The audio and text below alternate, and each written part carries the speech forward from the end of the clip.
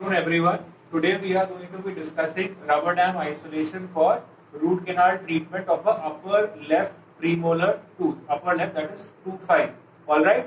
So let us look at the preliminary considerations where we start the preparation of our armamentarium. Right? This is a rubber dam sheet which is now rubber dam sheets are available in 5 by 5 inches as well as 6 by 6 inches. This is a 6 by 6 inch rubber dam sheet. As you all know, one side is a dull side, the other side is a more shiny reflective surface. Now the one that is facing the clinician should be a dull side for obvious reason, so that the chair light does not reflect onto your eyes and hamper your visual field.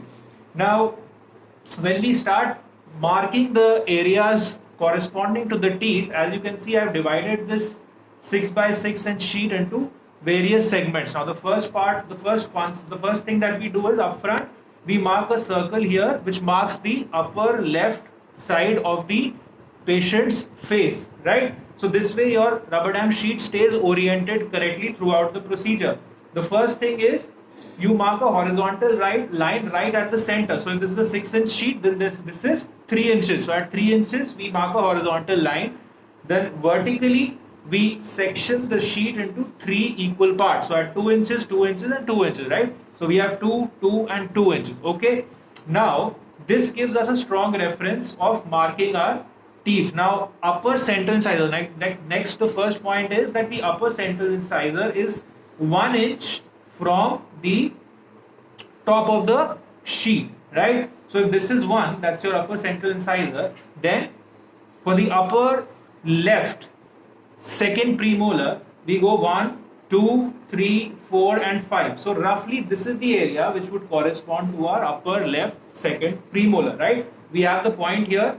We also look at the patient, right? We just basically preliminary we see the arch form and everything so that we are more precise in our marking. Now we punch the corresponding hole. This is the rubber dam punch and we punch the corresponding hole, right? So I do this.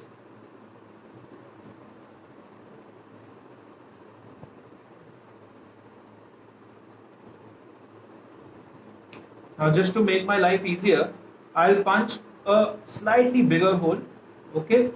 Because I am going to be using a technique in which I am going to be putting the rubber dam clamp first, and then I am going to be putting the rubber dam sheet over the bow of the clamp, and then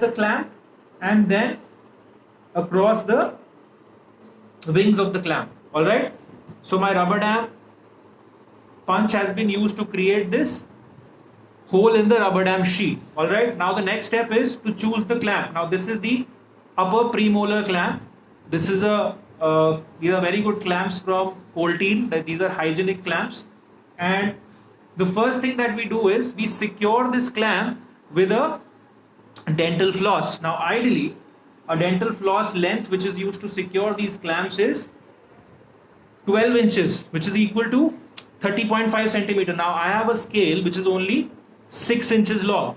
So either use a 12 inches long ruler, or if you have a 6 inch scale, then take 2 lengths of 6 inches each to make this 12 inches. So let's see how we can do it. So this is around 6 inches here. I take another go, and this is about 12 inches. ठीक है, सबको समझ आ रहा है? Is it fine? I cut it here, and then I try to secure my rubber dam clamp with this dental floss. Why do I do that? Just in case during the procedure, because of cyclic fatigue, if my rubber dam clamp is to fracture in the patient's mouth, then he should not aspirate it, neither swallow it, right? That is one thing. So the weakest portion of the rubber dam clamp is the bow of the clamp, right? The other thing is obviously by accident, if this is to get dislodged in the mouth, then the patient can again swallow it or aspirate it. So I can pull it through with my dental floss. So how do I do it? The best way to do it is secure the entire clamp. Now let us see how we do it. I take this 12 inch or 30.5 centimeter clamp and I secure it, right?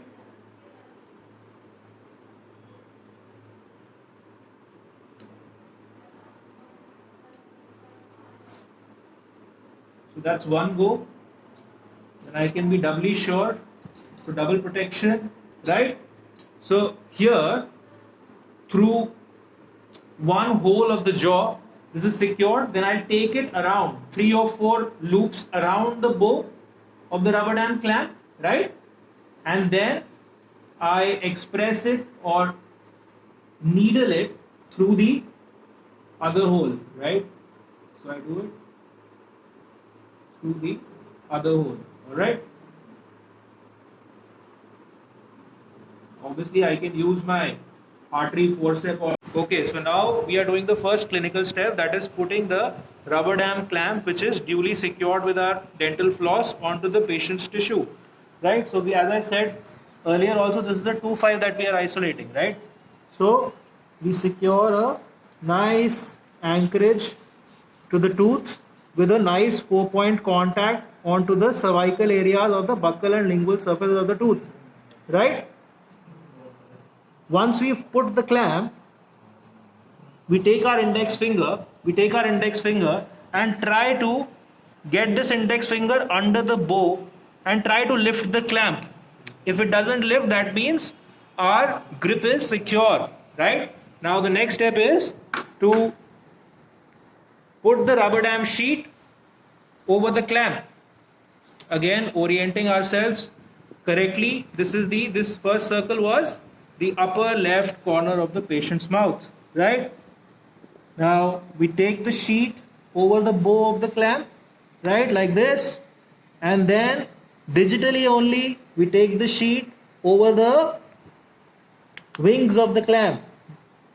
That's the palatal side. This is the buccal side. All right. Once we do this, we secure this assembly with our Young's rubber dam sheet frame. Okay. So this goes like this, right? And